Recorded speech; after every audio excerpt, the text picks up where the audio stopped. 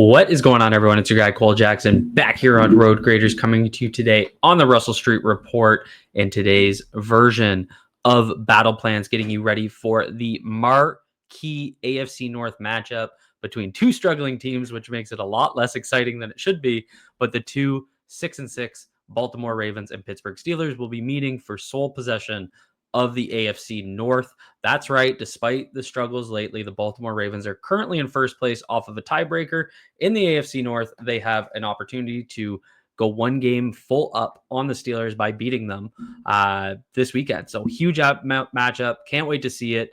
And I also can't wait because Underdog just dropped prediction markets, spreads, totals, and team outcomes. And the best part, you can combine them with player picks for bigger multipliers. Sign up today with code ROAD, make a $5 fantasy entry, and you will get $100 in fantasy bonus entries. Prediction markets are now live in 25 states, including Texas, California, and Florida, and Underdog is available in over 40 states with player picks and draft games. Prediction markets, player picks, all on Underdog. So let's dive into the matchups because this one becomes a very interesting one for the Baltimore Ravens. I think there's a real opportunity for the Ravens to get a little bit going here. And that's because what we saw last week when the Pittsburgh Steelers played against the Buffalo Bills in Pittsburgh, mind you, the Buffalo Bills ran for 249 yards. And the interesting part, in a game where you're taking on Josh Allen, he was 15 for 23, only 123 yards, one touchdown, one interception. One of his lowest outputs as a passer in the last 2 years. This was a James Cook game, 32 carries, 144 yards. Ray Davis came in, added 9 carries for 62 yards. Josh Allen added 8 carries, 38 yards, and then that goal line touchdown that he had.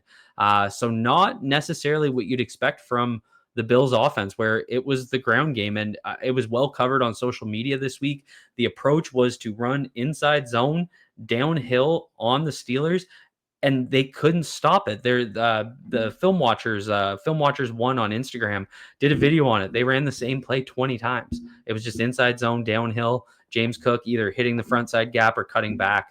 And I think that's the key takeaway here, folks, is the Baltimore Ravens, with the way their current offense is going, to get any sort of flow, I think it's going to have to go through the run game. The pass game has just been too inconsistent, whether it be the pass protection, whether it be Lamar Jackson's inaccuracies in the last couple of weeks. I think the Bills put out a nice little blueprint for how to go about this game. And I think it does a huge advantage for Lamar Jackson because you get him working the run game and then you get the play action off of that. I think that's the real opportunity to get Lamar Jackson into his groove. That's got to be a key goal in this game. How can we get Lamar Jackson comfortable, create easy looks, exploit the middle of the field, all the things that they should be doing really well. When you take a look at the depth chart here at the Steelers defense, very interesting. You got Jalen Ramsey playing free safety for the first time since his freshman year in college. You got James Pierre on one side. You got Joey Porter on the other. James Pierre was dealing with a concussion, but it looks like he practiced in full on Thursday, so he should be clear to play. And then up front, obviously, that run game does a really good job of mitigating the pass rush of the Pittsburgh Steelers, where that force multipliers at their edge rusher position. And so you get Alex Highsmith, you get TJ Watt. I don't have him on the chart here, but you got Nick Herbig working in there as well. That's 3 pass rushers in a rotation that can get after the quarterback. This offensive line has struggled, especially when the edges have bent in just by, rushing the edge. That's what TJ Watt and Alex Highsmith do so well. Very worried about this matchup. Key piece here being that Ronnie Stanley and Roger Rosengarten need to have their best day. Obviously, Cam Hayward becomes the big concern on the inside.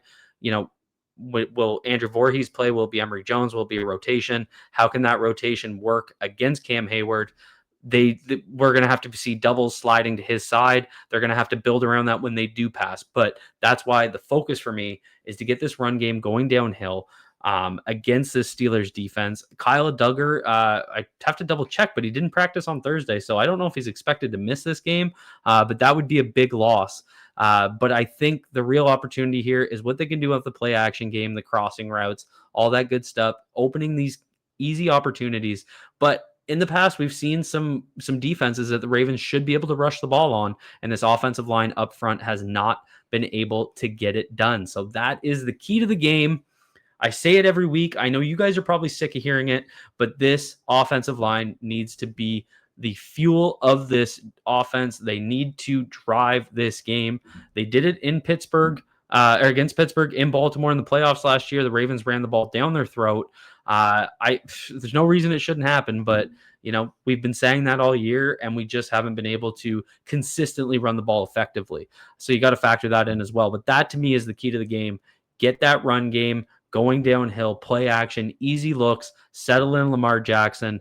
Once he's settled, then you can start to see some of what he does so well come on earth. But I think it's key to settle him in. When we switch to the defensive side of the ball, we're bringing in two struggling offenses. You have the Steelers that have been dealing with some Aaron Rodgers injuries. They had Mason Rudolph play significant snaps against the Bengals and Bears in the last 4 games. If you look, or the last 5 games, they've gone 20 points for, 10 points for, 12 points. 34 points for? Yeah, 34 points for, 28 and then 7. So a couple of lowlights. The key thing here being they haven't had a rusher a passer go over 200 yards since week 9. It's really been, when they had success, it's been through this run game and using their tight ends, which has been really interesting. DK Metcalf hasn't been the top receiver on the Steelers since week 6 against Cleveland. He hasn't gone over 100 yards since week 4 against Minnesota. So obviously, they brought in Adam Thielen. My face is covering DK Metcalf being the huge threat that you would worry about, but they just haven't been able to exploit that downfield passing game. This has been an offense that's worked through their running game with Jalen Moore and Kenneth Gainwell, and then they've used their tight ends quite heavily. A guy to really keep an eye on is Darnell Washington, who's really come on as of late. He's up there. I think he's 3rd in tight ends for average yards per reception, averaging 2nd most yak among tight ends, 3rd most yak, 2nd or 3rd. So a team that can generate yak by getting the ball out to the tight ends. Jonnu Smith can do that as well as a move tight end. So I think that's one of the big threats. So my big thing that I'm worried about, and we looked at it against the Bengals, is when we get into 3rd down and they're bringing out their sim pressure, looks like I'm expecting them to do, can they keep that underneath route to the tight ends that are bigger bodies, physical guys that can work the ball in space? Tackling needs to be on point. We've had some struggles from Alohi Gilman tackling. He needs to be coming downhill, wrapping up, making those tackles. We saw Malachi Starks, with a big tackle on Noah Fant last week on a 3rd down. So pieces like that where they're going to get their tight ends into the flats, try and create those one-on-one looks, and 3rd and 4, 3rd and 5. Safeties need to come down, linebackers need to come down and make those tackles. But obviously the key being, the Steelers don't have the greatest offensive line at the tackle positions and pass protection. Got to get your pass rush going at some point. So, obviously that's always going to be a key to this game. Disrupting Aaron Rodgers and Mason Rudolph. I don't even know who's going to play this game. The Steelers never seem to know what's going to happen once they hit the field, but that's a huge piece. So shutting down that run game, trying to make them one-dimensional, very, very similar to what we've seen against some of the poor QB play that the Ravens saw out of the bye. Seeing teams like the Jets and the others that they saw with poor QBs, when they were able to get them into 3rd and long, this pressure game that the Ravens were able to scheme up worked really well. What we saw against the Bengals in the first half was that the quick pass game was their go-to. The defense made plays in the first half. They didn't make the plays in the second half, but that would be the key to me. It'd be very interesting to see how they use Adam Thielen in his first game. Obviously, you see DK Metcalf, you see Adam Thielen. They'll probably be able to make some plays one-on-one on the outsides, but I do like our matchups there. Cheeto Awuzie is playing some of the best football we've seen. He deserves a huge shout-out. I like him a lot in a matchup game against Thielen. Wiggins against DK Metcalf. Wiggins doesn't seem to back down from anyone. He doesn't care who he goes against. He'll play anybody. Love that kid's spunk. And then we know what Kyle Hamilton can do. And I think Kyle Hamilton's going to be a big piece against these tight ends. We saw him move around. We had that big pass breakup on Mike Gesicki. I want to see a lot of him getting physical with Darnell Washington. I want to see him getting physical with Pat Freiermuth, Jonnu Smith. They have 3 tight ends that they can work into this game. I think Kyle Hamilton's going to be a force multiplier there. But it really comes down to key tackling, and it's going to come down to shutting down this run game for the Baltimore Ravens. So that's what I have for you guys today on the Russell Street Report. This video on the Russell Street Report, as always, is brought to you by our friends at Royal Farms. Let's get a word from them on the way out. Do a little tailgate? Yeah. Nice. Yeah, I like to go all out. Check it.